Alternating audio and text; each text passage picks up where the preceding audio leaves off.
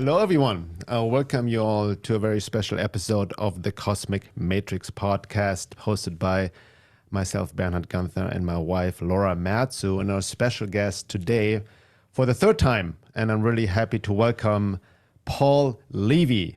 Thanks so much for coming on. Thank you so much. I'm just so happy to be here with you guys. Beautiful. Excellent. So obviously, followers of our work know that you're the author of Wetiko, and you just released your third book, Undreaming Wetiko, Breaking the Spell of the Nightmare Mind Virus. And you have two other books on Wetiko. I'm showing them all now. Your very first one came out already almost over 10 years ago, Dispelling Wetiko, I believe. And then you have the second version, Wetiko, Healing the Mind Virus that plagues our world. So all of them are highly, highly recommended. And it is a special episode because this is also episode I just found out 111, 111. Oh, nice. So, oh, wow. 111. Beautiful. Oh, that's great. Beautiful synchronicity. I definitely didn't plan on that. But it's a very profound book. You already sent me the manuscript last year to read through, and it really hit a nerve because you're really beautiful. I can see your own journey over the decade, basically, with these books, your own journey, your own insights, revelations, not just research, but speaking out of deep experience and going deeper and deeper. And it's a very relevant topic. Obviously, everybody understands Wetiko with regards to what's happening in the world. And what I like about your work, you really beautifully fuse, the shamanic, hyperdimensional, occult, esoteric aspect of Wetiko, other occult forces.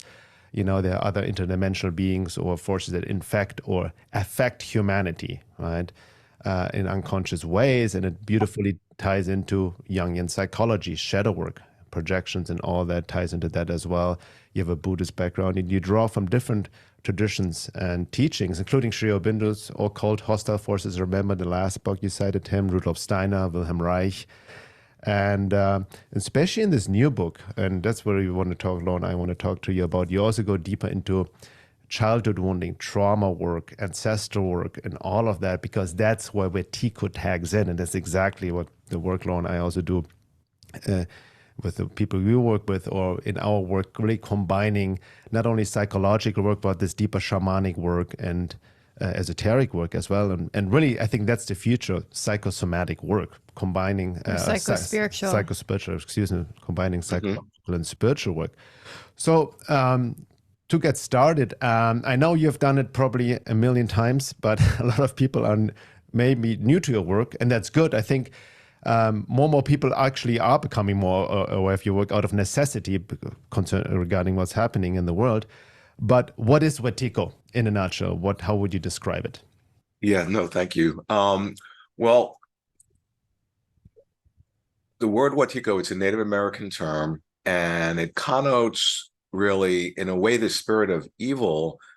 But I unfold it and point out that encoded, so it's like this virus of the mind, but encoded in Wetiko is not just the source of the darkest evil, but it also is helping us to awaken and to evolve. So it's a quantum phenomena that exists in a superposition of states, in that the opposites are right there. Both the deepest, darkest evil and the most sublime light are right there in potential.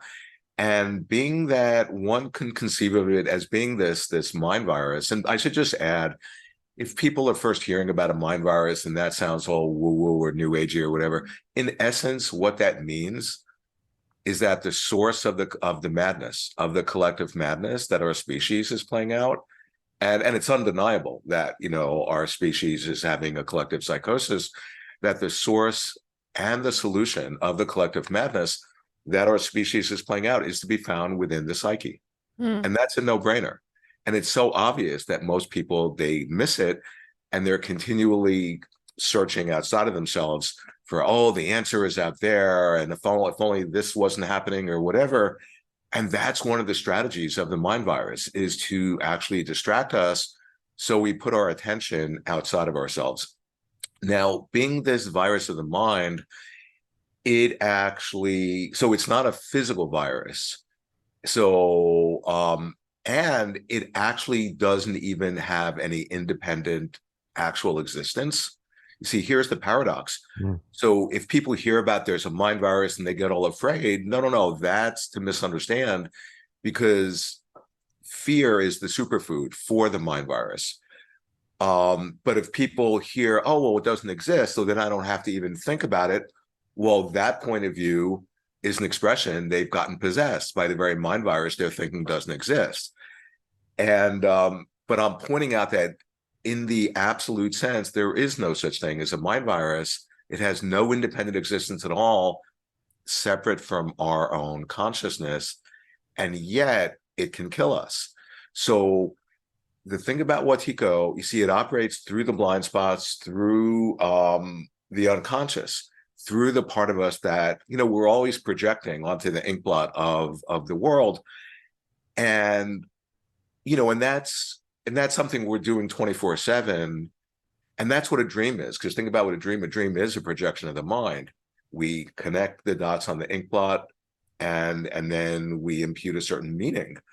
And as soon as we do that in the dream being nothing other than a reflection of our own mind, just, you know, shapeshifts and offers us the evidence of our viewpoint. What I'm trying to say is that because this mind virus operates through the projective tendencies of our mind, we entrance ourselves. We literally hypnotize ourselves via our projective tendencies in such a way that we've actually put ourselves under a spell. And there's no one else that's doing us. We are doing that to ourselves. And so in essence, what I'm describing is the situation of our species, that the human species has fallen under a spell. It's like we're in a fairy tale and we've fallen asleep under a spell, and we don't even know, a whole lot of us don't even know we're under a spell. But it's not just like we've fallen asleep. It's as if there's this darker force within our psyche that's invested in keeping us asleep, okay? Mm-hmm. And so what I'm trying to get in focus with this idea of the mind virus, and keep in mind, it's not just my idea. I'm a translator. You know, it's a Native American idea. It's in every spiritual tradition. They talk about this mind virus, but not in, you know, in just in a different symbolic way or different language. And they're all pointing at, this is the most important thing to understand.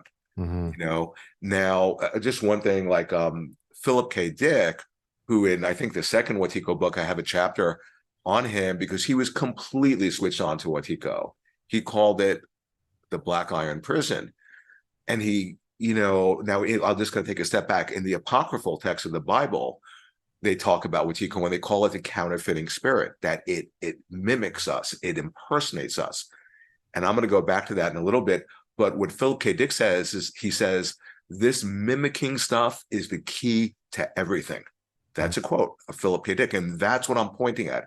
There's something happening through our unconscious that we are participating in that's keeping us asleep. And that is the source of the collective madness.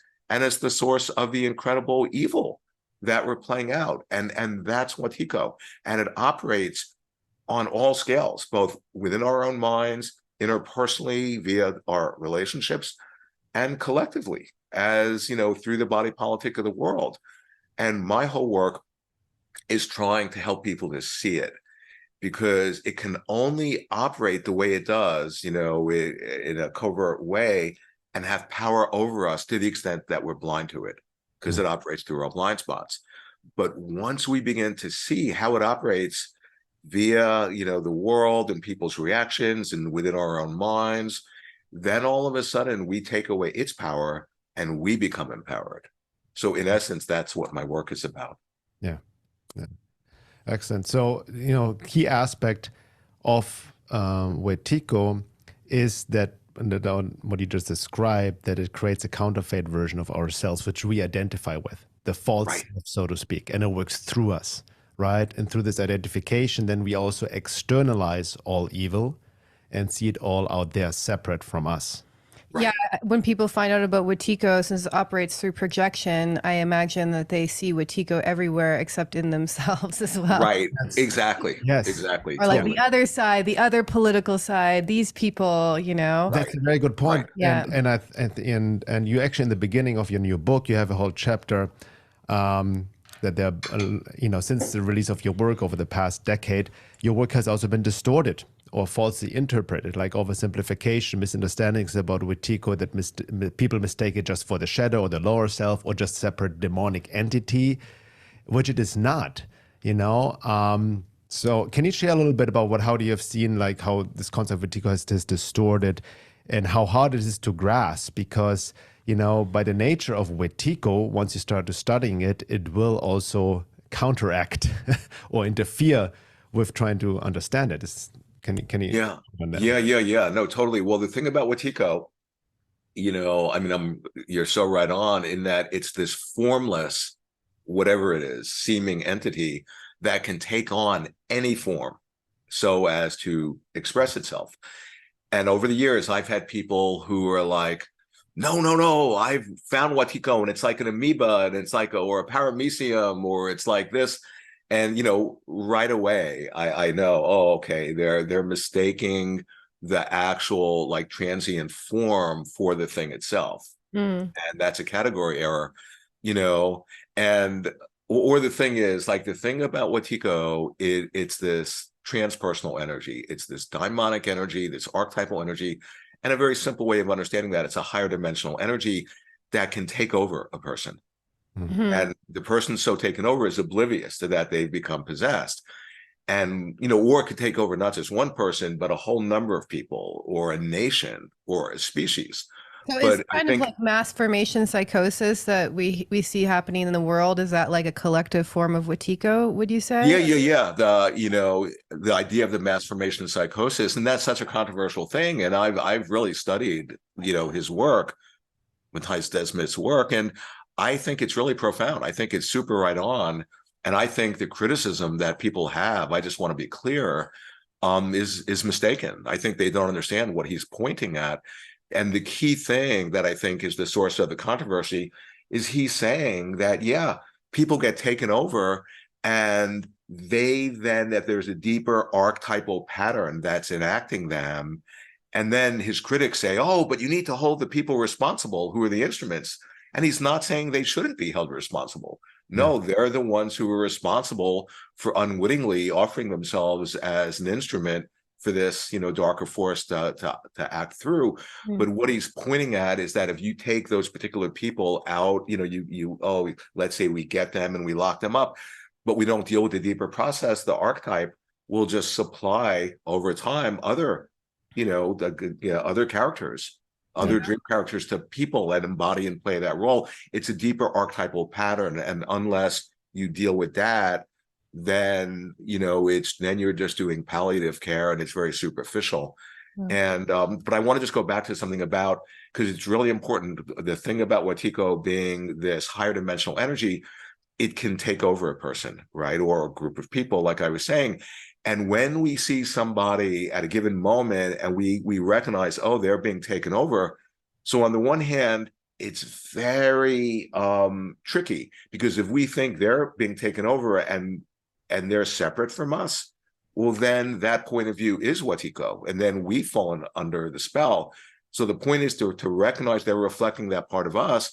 But then if we think, they're so taken over, they're just evil, they're just embodying evil, well, then we're conflating the personal and the archetypal. That's one of the mistakes. Because no, they're not evil. They're just an ignorant human being.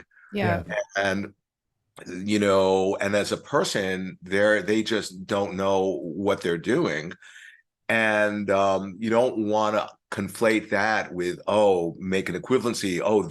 They're like evil itself. No. They're a vector for evil. Yes. You don't want to identify them and solidify them, because then when you do that, you're feeding Wetiko. So there are all these errors that people make, or I coined this acronym. I think it's called premature comprehension syndrome or something like that. It's in the new book. PCD, premature comprehension delusion. Delusion, right. I forget my own acronyms. And what it is somebody, I'll start talking about Wetiko, and it's like, I've written 3 books about it because it's so profound. And I'll get like 15 seconds into my intro, trying to explain this unbelievably profound multidimensional concept, and the person will go like, no, I understand, I get it.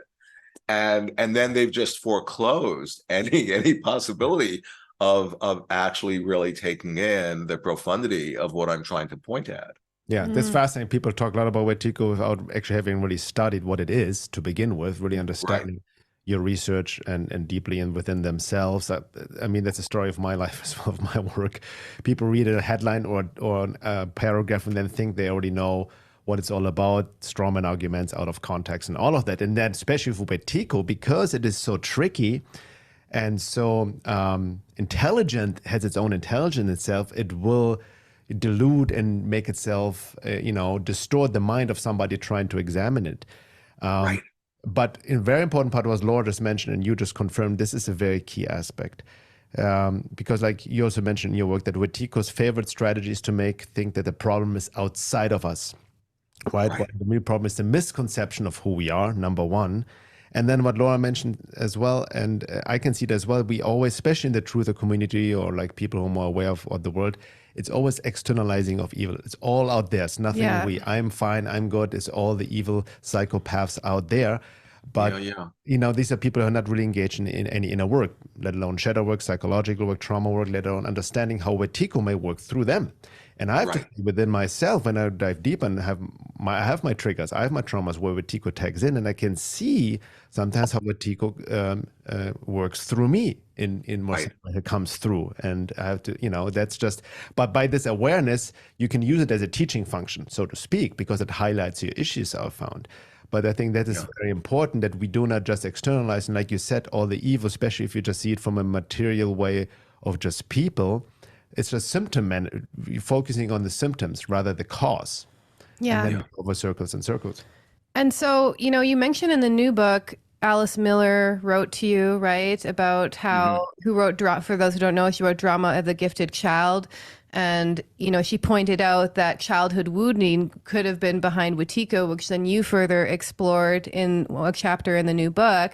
And I'm just curious, so, because if Wetiko is related to childhood abuse, does its voice then typically take on the traits of the abuser? Like, does that become a potential manifestation of it? Like, so if you had a very critical parent, you get this internalized voice of the inner critic, because you also mentioned that Wetiko manifest differently depending on the individual, right? And depending on what the complexes of their psyche are. So I'm curious if you've seen that happen in people, if like the Wetiko taking on the particular form. Well, there's a couple of things about that. So on the one hand, I think it's the first chapter in the book, I point out that, because I've been for years contemplating, like, what is the origin of Wetiko? Is it some sort of collective trauma that happened to our species? Or, some people think, there's these negative ETs, and I'm open to all of that. But I also am more and more convinced that the origin of Wetiko is unhealed, multi-generational ancestral trauma, that to the extent, because our species is in trauma, and to the extent that we haven't owned it, we're going to enact it unconsciously on our next of kin, as if we're giving a transmission, or that's the psychic inheritance. And, to the extent that our kids, then they're, carrying the trauma. And if they don't do their inner work and integrate it, they're gonna be compelled. They can't help but to unconsciously act out their unintegrated, unhealed abuse issues and traumas and wounding on their kids, and it gets passed down the generations. And I just want to connect this. In the collective works, Jung talks about that evil regenerates itself over the generations. And that's important, because this is what he's pointing at. Okay, that we are actually unconsciously colluding and participating in, enacting our abuse, the evil of the abuse, and transmitting it to the next person, who becomes the lineage holder, and it just gets passed down the lineage till somebody has the awareness and the courage, to stop, to break the chain. But I want to also point out, so that's happening in a family system, but it also happens in our world, where we then, this world it's not safe to just be ourselves and share our light and express ourselves, because we'll get censored, we'll get deplatformed, as you guys know, as we all know. And what happens when that's the culture that we're living in, that control system gets internalized into our psyche and gets pushed down into the unconscious to the point where we then become our own control system. And we then unconsciously shut down our own voice. And so we then have internalized the voice of the abuser, of the oppressor. And then there's no one else who has to like do that to us. We've done that to ourselves. And that's why the corollary of that is the profound importance of connecting with our creative self and expressing that. That's the medicine. Yeah, because I almost see it in myself, you know, like I have this very creative spirit connection to the daimon, as the Jungians would say. Right. But there's this extreme inner critic voice, which is built off of experiences of childhood that just comes in and attacks me every now and then, you know, and it's vicious. And I think that's basically how Wetiko, I've seen it in the people we work with, manifests. This is like it becomes either an interject, so it's the voice of their abuser beating themselves up, or if it becomes deeply unconscious, they then project that abuse onto other people in the same way that they were abused, yet they're typically unconscious of it, and they're like, no, they deserve this, they're evil, you know, and it just becomes this constant shadow dance. Yeah. And if I could say one thing about that, what you just said is important, is that, you know, what I've seen in the work I do with people, whether one-on-one or in groups, is that as they're in the, you know, the process of healing, invariably that abuser, that inner abuser, has to actually show up through them. But if they become, you know, possessed by it and acted out, you know, that's hurtful to the other person or to themselves or whatever. But if they're able to access that in a homeopathic dose, when I say homeopathic, it's like this bite-sized bit that they can actually metabolize.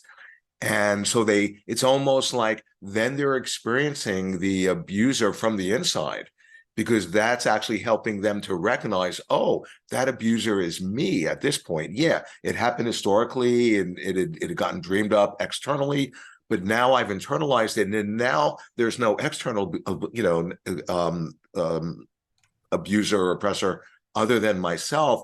And if it's homeopathic, if it's a homeopathic dose, then they can actually assimilate it. And I see that again and again. Yeah. So basically, in the sense how we can turn off Wetiko, or in terms not let us influence us, or heal the Wetiko mind virus through ourselves and in the world, is on the fundamental level to engage in shadow work, you know, to make our shadow conscious, to face our trauma, our childhood wounding, and heal that and reconnect to our true essence and soul, right? Because when we are traumatized, we develop a false self as well. We compensate, right? All the, you know, through the trauma. And Wetiko's aspect is also identification with the false self, with the counterfeit. So we're thinking we're that, and then as long as we're unconscious of our trauma or our shadow, we just experience it externally or project it externally, right? And you know, basically, since all is one, I mean, all the conflict, the polarization, and the horror we see in the world is also a mirror of the conflict within ourselves, of the battle of the ego versus and what you're saying. So on the one hand, you know, the shadow thing is super important, but I want to differentiate it. It's not, you know, there's the personal shadow, you know, our own stuff, and then there's the archetypal shadow. And you know, and not everybody is strong enough to deal with that, you know, but those of us who are called to do that, you know, and that's sort of that archetypal shadow, that's the evil of mythology, and like the evil, it's a transpersonal evil. And you know, and that's only something if you're called, like people who are called to be healers or shamans or teachers or creative artists or whatever, they're fated to come to terms with that deeper level of trauma, of the archetypal shadow. But up until then, you know, yeah, we have to, you know, that the doorway into the archetypal shadow is through the personal shadow. Yeah.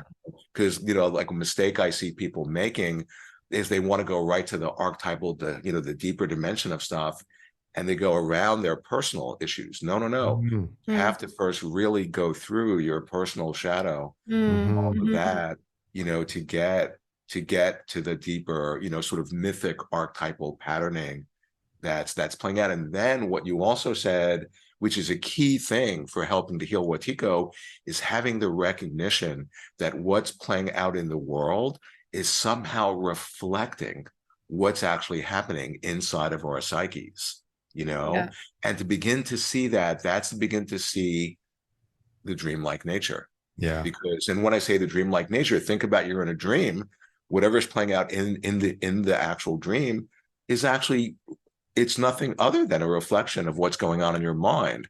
So as you begin to see the correlation between the outer and the inner, that's when you begin to see the dreamlike nature. And seeing the dreamlike nature, actually, it connects you more with this incredible creative agency that we've mostly been unconscious of. So Wetiko is like an archetypal form of evil, essentially, right?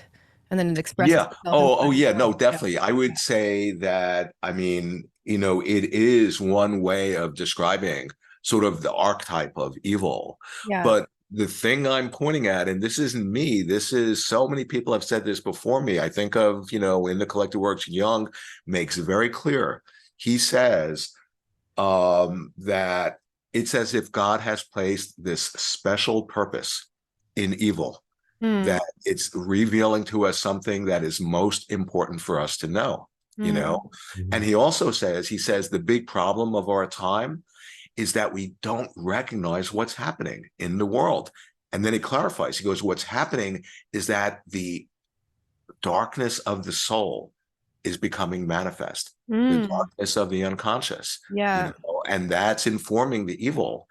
And if we just turn away or project it out there, or, you know, because the thing about Wetiko, it's a form of being blind. So if we turn that blind eye towards, you know, the darkness, us doing that, us being like an ostrich, is itself feeding Wetiko. And that's why the importance of seeing it. Yeah. And also, you know, if you split off part of your shadow, it can grow. You know, Carl Jung said it grows to godlike proportions.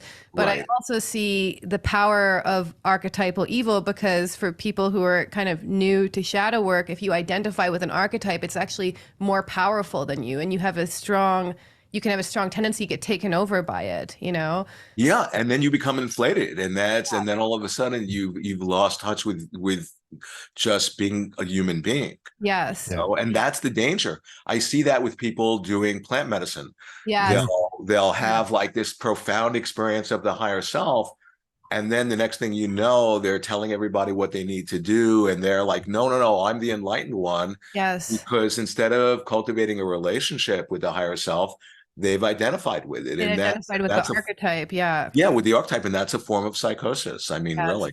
Yes. Now, you had to make a very important point, because there are two quote unquote traps. Number one is denying the evil, like a lot of people do. I don't want to give it attention, because that's how I can easily see the concept of Wetiko can be abused as well. Oh, because it's non-local, it just doesn't really exist. Everything is subjective, it's just dreamlike. I'm just not giving it any attention. I'm not going to dream it. So it won't Right. exist. But that's like denying the shadow. It will grow no matter what. If you ignore it will go stronger and Exactly. more powerful. And the other trap is to completely externalize it and see it out there, what I call the blame victim trap, you know, which when you have not made your shadow conscious, or your trauma and your wounding, whatever you've experienced in childhood or even past life, the pain, you will externalize, right? Things. And the thing is, you know, by you know, when people say, oh no, I'm just going to, I mean, I'm so familiar with this. You know, I have one of the biggest new age bookstores in the country is blocks from my house. And, you know, I've been on the faculty there for years, and they won't carry my Wetiko books because they're so identified with love and light, you know, and their point of view is that, oh yeah, we don't want to put any attention on evil because that feeds it. But what they don't realize is that they're avoiding relationship with a part of themselves, and that is Wetiko. So they are unwittingly, see, that's the elusiveness, and, you know, just how tricky it is dealing with evil by them, and they're good, kind, spiritual people with the best of intentions, but by them saying, no, I don't want to focus on evil, they're unwittingly offering themselves into evil's hands, you know? And then, so there's that. And then there's the externalizing it, you know, the projecting, because the whole dynamic of projecting the shadow, I talk about in my work, that's the psychological dynamic of, that underlies Wetiko. Yeah. Jung calls projecting the shadow the lie. That's what he refers to it as in his work.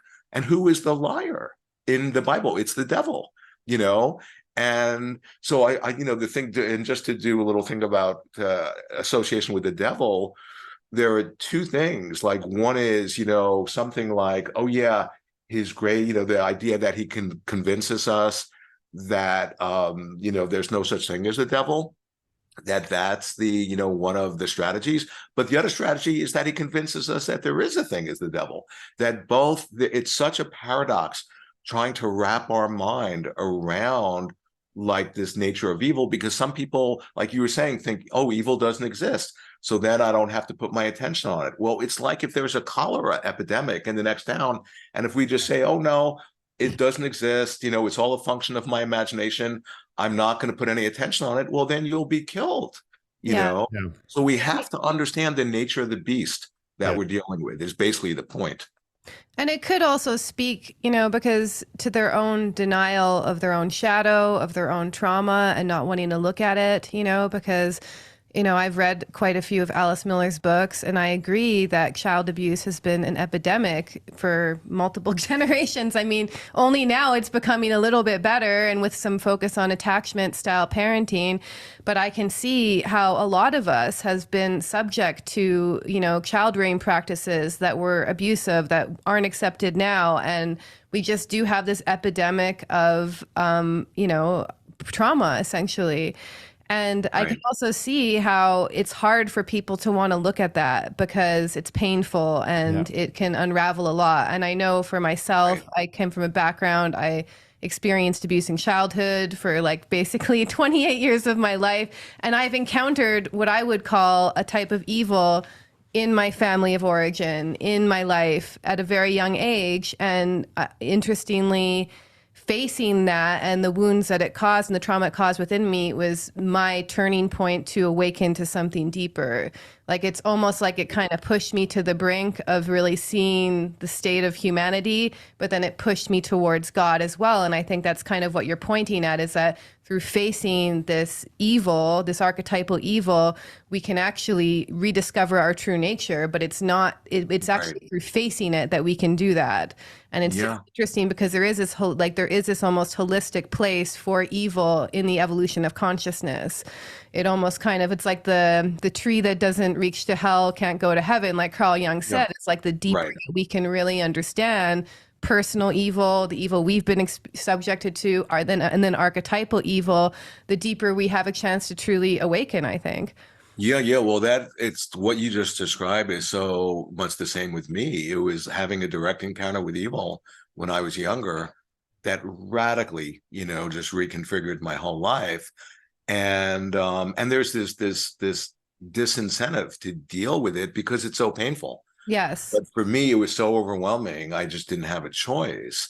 And so many people I know, who like are, they're ex-addicts or alcoholics, or, they've had intense abuse or trauma or wounding, and they've gone through it. And they'll then come across my work and they'll right away get what I'm pointing at. But people who haven't dealt with their trauma and are just very happy in the mainstream consensus reality, they'll come across my work and they'll be like just totally baffled, going like, what is this? Like, it just seems crazy. A mind virus? What? Yeah. So it really is this going through an initiation of having our encounter in our personal lives with some form of darkness or pain or suffering that seems to really sort of refine us in a certain way and make us really receptive to understanding this deeper level of stuff that we're trying to shed light on, Very interesting, because what you shared before is also important to note that we cannot jump any steps, spiritual bypassing, for example, from your personal shadow first. I see a lot of people, well-meaning people in the truther community and want to speak out truth, but like eradicating evil in the world, but their whole life is in shambles. right? And Right. you know, and then Or they're projecting their pain onto the world and thinking, But at the same time, you know, we want to help the world. We want to get the knowledge out about Wetiko, about, you know, and Laura and I, what I do in our work. But what you mentioned before, there's a higher law. The psyche has its own healing timetable, and there are different levels of evolution, because like you said, not everybody is ready for the shamanic work, because doing deep shadow work, trauma work, facing Wetiko in the world and within yourself requires a certain strength of soul, even a certain ego strength, I would say, to go there. Hence, we cannot push this work on others. It's like kind of like, here it is. And we have seen this over the years with your work, with our work. People are drawn to it when they're ready, but we cannot just push it on it. And I think that's what is missing in nowadays as well, in the truth of community and all of that, like a bigger picture understanding of the evolution of consciousness, that just not everybody's, quote, ready to awaken because of, you know, various karmic soul lesson factors, and needs to happen in its own time. It doesn't mean to sit back, but the best way we can help it, do the work ourselves, right? Yeah, yeah. Well, the thing is, it's funny because, you know, I had, talking about trauma, this overwhelming trauma that almost killed me and it destroyed my entire family. And I'm still dealing with it. And it's 40 plus years later. And there are some people who are like, what? You haven't healed yet? You're still dealing with it? Like they're privy to the, you know, to the divine timing schedule. And, you know, and I mean, I don't know what to say to them when they say that. It makes me sad, but yeah, there is a timing that isn't just of our own making. And I'll see it in myself where I'll be working with somebody and I'll have the hallucination that, oh, I see just what they need to understand. And, oh, if they only really would get this, they would be healed and free. And what invariably happens, I'll try to offer that to them as like my gift to them. And typically they won't receive it. And then, you know, I can easily get into judging them or whatever. But as I've unfolded that, I realized, well, wait a second, no, that's my own arrogance. I'm not in a position to know what they need to understand. It could be they haven't hit bottom yet. And maybe they're on a different timing schedule. And it could be maybe I just need to be present and accepting with where they're at. And so, yeah, it's easy to fall into that from both points of view. Yeah. And maybe even, you know, the encounter with Wetiko, the encounter with this kind of archetypal evil, you know, maybe we're not meant to fully heal it. Maybe it's just this ongoing inner teacher that we use, you know, and it's never eradicated within. I mean, it won't be eradicated unless it's eradicated collectively. That's kind of what you're suggesting in the title of your book, right? We have to collectively undream it in order to completely undo it, essentially, right? Yeah. Well, it's a really interesting question because, you know, is it ever going to go away? And I see in theory, yeah, when our species awakens, when a sufficient number of us, like the 100th monkey thing, and when we awaken, yeah, then, you know, that can change the deeper quantum field, the collective unconscious, and we can dream up a world that's Wetiko free. That is true, I think, in theory, you know, and possibly in practice. But up until then, I just love your image of Wetiko is like our teacher. And it's actually showing us stuff about who we are. And it's not just showing us, oh, yeah, you have this darker part in you, but it's showing us our light. That's the paradox, that the more we integrate our shadow, the more we are able to access our intrinsic light, you know? I mean, and yeah, the thing about Wetiko, it's catalyzing our evolution as a species. Yeah, no, it's fascinating. Even like, it's a very good point, because even what is that paradox you see over the past 3 years with this attempted enslavement of humanity, what we see worldwide, medical tyranny, the insanity, the mass psychosis, all of that, it did trigger an awakening. We see it in our work with the people work with people all of a sudden are more receptive to what I've been writing. My work have been for over 20 years. They're more receptive to Wetiko. It forces them to focus on what truly matters, right? They're more open to the inner work. It comes through actually challenges and hardships, you know, relationships severed, family, friends, and all of that suffering. But that's the fertile ground, the ferment. Wetiko is the ferment for the evolution of consciousness. So it does awakening. And I think what you said was, you know, I remember the mother of Sri Aurobindo's partner said, that these hostile forces, they're as necessary as long as we haven't fully surrendered to the divine and spiritualized our being. And that's just, that's the function of the cosmos, Yeah. right? To go deeper, to connect our essence and soul. And I think we're being tricked. And that's, I think, also dogmatic religion has also been infected with Wetiko, and specific, let's say, very fundamentalist Christian teachings, when they are completely externalize evil. This is devil, this is the Satan, and you just accept Jesus as fine, like almost creating this duality when it's not a specific duality at all, actually, right? Yeah. And almost being taught that this is something we need to destroy, we need to get away with evil, we need to kill all the psychopaths, we need to gas them, whatever, you know what I mean? Yeah, that yeah. Itself is an aspect of Wetiko. Of course it is, yeah. Yeah, and by thinking we need to kill all the people who are, then we are at that moment, we're offering ourselves, we're literally possessed by the very evil we're trying to destroy. That's an example of how we actually, the projective tendencies of our mind, we've actually, hypnotized ourselves. Yeah. And one way to really, I trip out on this all the time. In a dream, if you're holding a viewpoint, what is the dream but a reflection of your mind? So the dream then offers you all the evidence confirming, the seeming objective truth of your viewpoint. So then you become more fixed in the viewpoint, seeing it through that lens, and the dream just will instantaneously, in no time at all, just give you all the confirmation, that proves your viewpoint. And it's a self-reinforcing feedback loop in which you've entranced yourself. And that is a way of describing Wetiko. And yet there's no one else doing that. We are doing that. We have this superhero power of co-creating reality. But to the extent we're not conscious of it, then you could think of like this mind virus then plugs into that genius and turns it against us in a way that's killing us. So, are you going to say something? I was going to switch to the next. Do you want to say something to this topic, or? No, you can. Yeah, because I was going to move on from the picture now, because in your book there's so much to cover, and I really encourage people to get the book. Absolutely, I will link to it in the info section. But from the bigger picture collective, you have a whole chapter on relationships. Very important, very fascinating, and how Wetiko plays out in relationships, especially close, intimate relationship, family, and so forth. And I think it's very important because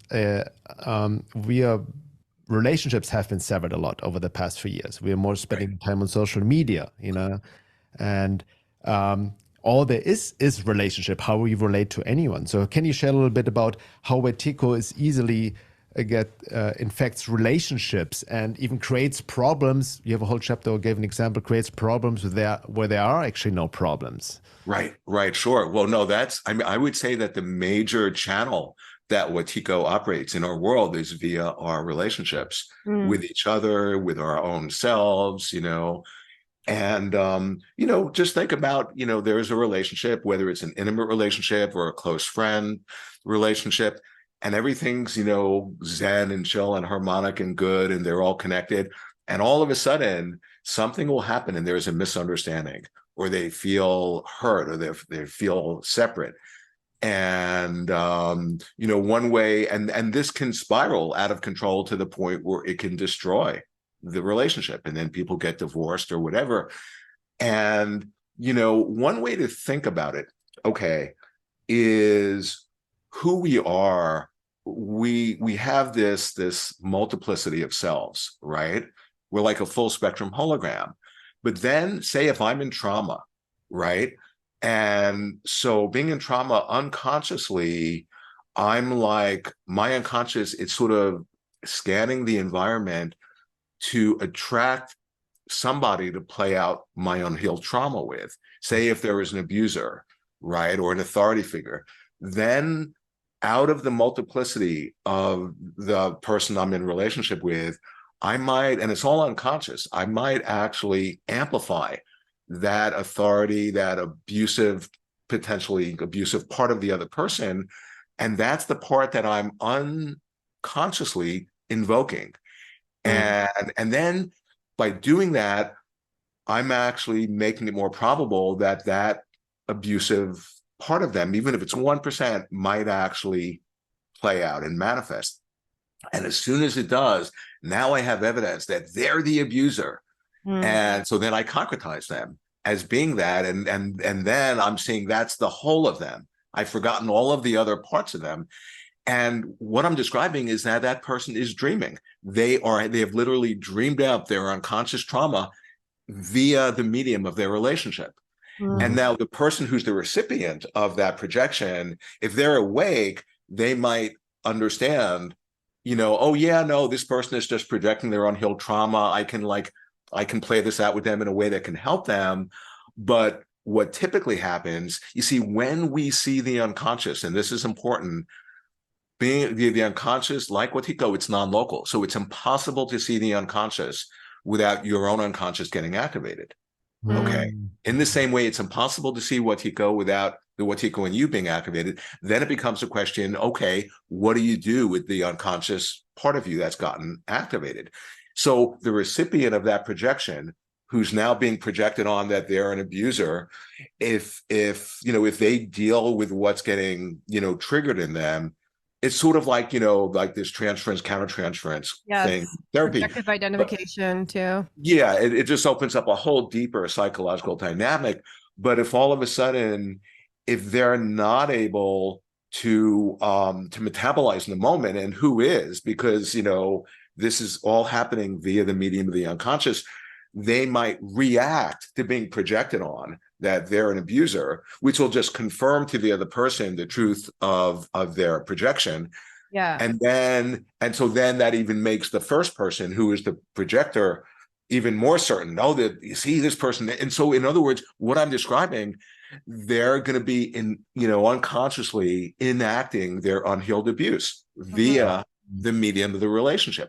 Now, that's not necessarily problematic. That's great if there's the container, the alchemical vessel, and they can actually have the meta-awareness of really just contemplating, wow, I feel right now we're dreaming and you're playing the role of the abuser and I'm reacting, and this makes me remember what happened with my father. And then it becomes a gift where they can really assimilate their deeper shadow. But if they don't do that, then it can just more and more amplify to the point where they get into a fight, where they concretize each other in these roles. It gets polarized. Then they feel hurt and misunderstood and separate, and they could break up. I mean, that's just an example. And I think everybody has experienced that in one form or another. Yeah. And it seems like, I know from our own conflicts when Wetiko gets activated, that it takes a really strong sense of being able to withdraw your projections, to not respond in the moment, to not get infected by the projection, and identifying with the projection that someone's projected on you. So someone says, oh, you're really angry, and then you become angry. It takes a really strong sense of both self-awareness of what's happening, and I would say even strong psyche to sit with those projections. And almost, because, one thing that comes to mind is Carl Jung talks about withdrawing our projections and resting in the house of the gathering, where we gather up all the projections and kind of rest in that space. Right. And what I've seen psychically, it's quite intense to withdraw those projections and be with it, because then you realize what you're projecting on the outer world is actually within your own psyche, and you have to kind of sit with that energy and get to know it. And it's not easy, especially in the moment of conflict, when nervous systems are activated. Oh, it's not easy at all. But I can see that, exactly, because exactly how you just described, Paul, because when we get a conflict in general, you easily get triggered, something gets activated, your own trauma, inner child, and it's very overwhelming emotionally. So it's easier said than done, right? To kind of stay objective, but if you can do that work and stay aware and understand what's going on, to see how Wetiko almost takes over. And you see this fascinating, because interpersonal relationship, we have that, and then we have the body politic. That's also a mirror of interpersonal relationships. Right. I even like to go back to, I want to talk about this later too, more in the second hour, about the left versus right political domain we have right now. You know what I mean? Right. The woke left versus the conservative right and whatnot, and everybody has the issues and whatnot, but they're extremely projecting on each other, almost creating the other one as we go along. Yes. Right. And yeah. Oh, like, And then this is identification. so for example, one thing we've seen is like everyone was talking about the Christian nationalists, the white supremacists over the past, I guess since 2016.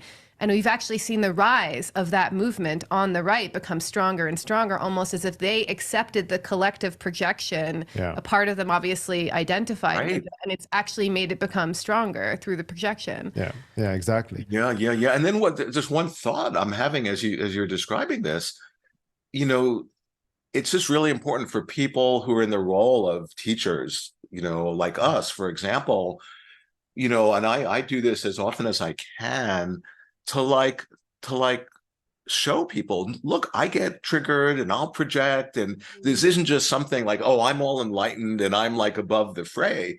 Yeah. No, it can help people so much to see that the people in the position of the teachers, they're in the soup, to quote Young, that's being cooked for all of us. We're all in the soup. We're all in this together, and because that can be really helpful, because it's so easy to think of the teacher as being above us or separate from us, and they don't struggle with the whole projection or the whole relationship problems or whatever. No, this is endemic to just being a human being. And it's really, really helpful to just, not have that hierarchy and to see, no, we're all dealing with this. Yeah. Yeah. And so just to wrap it up, did you have something you wanted to say, or can I? No, I just wanted to wrap up that topic. I think it's very important what you mentioned, because there's just to wrap up the topic on relationships, the most important is have the sacred container, the crucible of the relationship, right? The crucible. It's very important because we see it in our relationship.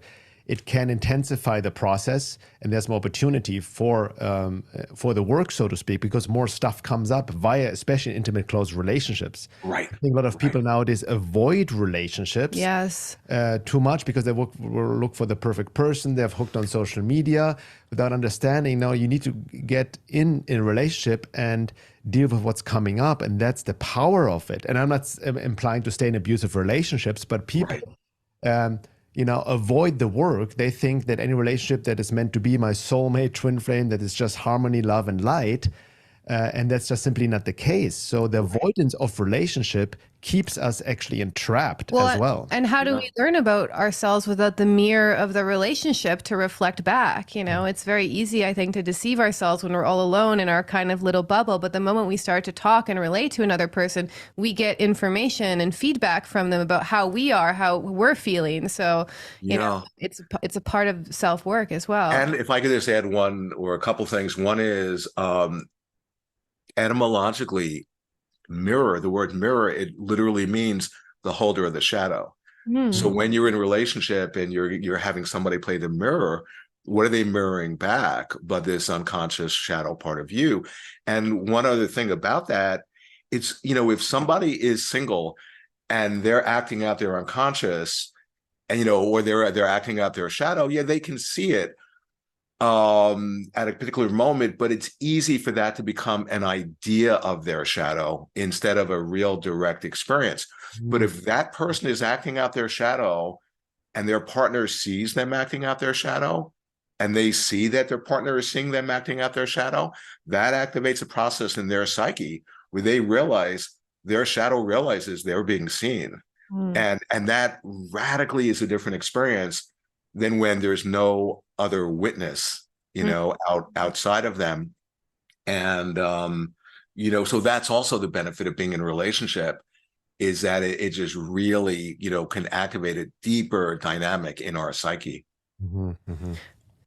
Yeah, so just to close up the first hour, I just want to touch on what you said earlier. So Wetiko is really identifying with the false I. You've also called it this counterfeiting spirit. So in order to be free of Wetiko, we essentially need to understand the true self, our true nature. And it seems that we also need to be able to have that ability to self-observe, to observe Wetiko as almost like this separate sub-personality within ourselves, not identify with it, but just observe it with compassion and see it within ourselves and how it acts out in our relationships without projecting it outwards. That essentially, right? But even there, when I'm seeing, say, I'm seeing Wetiko, I can easily then identify with with that eye. Oh, I'm seeing Wetiko, which is then I fall under the spell of Wetiko. So it's really tricky what you're pointing at, but you're absolutely like, right on in that developing, that meta awareness, that is the perspective of the self, of the higher self, in that it's not identified with any perspective. And and it's just open like space, and it's helpful to objectify Wetiko, and that we can get into that maybe the second hour. But like one other thought I was having too is that when I notice when I'm in relationship with someone and I'm tracking the Wetiko in them, and I'm watching, oh wow, Wetiko's in their driver's seat, the Wetiko in them tracks that I'm tracking it. And it will do everything it can to take them away. Even just psychically when you start to track it? Oh, totally. I don't even have to say a word. Oh. I've learned that, when you're tracking Wetiko in somebody else, they might have no idea that you're tracking it, but the Wetiko in them knows. Wow. And I've seen this again and again, right as I'm getting closer to like flooding light on it to the point where it'll become unemployed. All of a sudden I have a class on the night of the group. I can't make it. Sorry. See you later. And they're out of here. That's interesting. Yeah. So there's so many different aspects of this that, are helpful to just bring to the light. Interesting. Yeah. Beautiful. Thanks so much, Paul. So on the second hour, definitely want to dive deeper, especially you into your book, also interesting Wilhelm Reich's concept of the murder of Christ. Right. I want to talk about that. I want to also talk more about the polarization of our times, what we just hinted at, with the mass psychosis, the left, right, the vaxxers versus anti-vaxxers, all of that. You have a whole chapter, very fascinating, on the battle for our angel. That's I really want to talk about. The Daimon, and Rudolf Steiner talks about the angel, the necessity to connect to our creative spirit, right? Creativity within. And also you talk about towards the end about AI, transhumanism and technology, right? The age of materialism, and how this is also can be easily, obviously, taken over Wetiko, the murder of our soul, or dislodging of our soul. And so forth. But do you say something? Yeah, we can close off. Close off. Yeah. So for anybody, I want to give shout out an amazing book, Undreaming Wetiko, the third book in the series, Breaking the Spell of the Nightmare Mind Virus. Obviously linked to it in the info section of this podcast. And your website, it's awakeninthedream.com. Right. All right. That's awakeninthedream.com. Awaken in the Dream. You can find more about Paul's work, articles, and many other videos as well. Is there anywhere else people can contact you, or any events coming up that are special? Not really. No, I just did the book release, and if they want to contact me, there's a way of doing that on the website. There's send me an email, and I hope people go to the website, because there's just a ton of articles and videos, and interviews. I just want to get this work out, and it's not monetized. I mean, people can buy a book or book a session, but everything else is free, because this stuff that I'm tapping into, I mean, it's healing me, and it's medicine, for all of us. And I'm just wanting to get it out. Beautiful. Thanks so much, Paul. And anybody who wants access to the second hour, is not a member yet, can go to my website, veilofreality.com. You have access to all the second hours of all the podcasts. And we'll be right back. Thank you.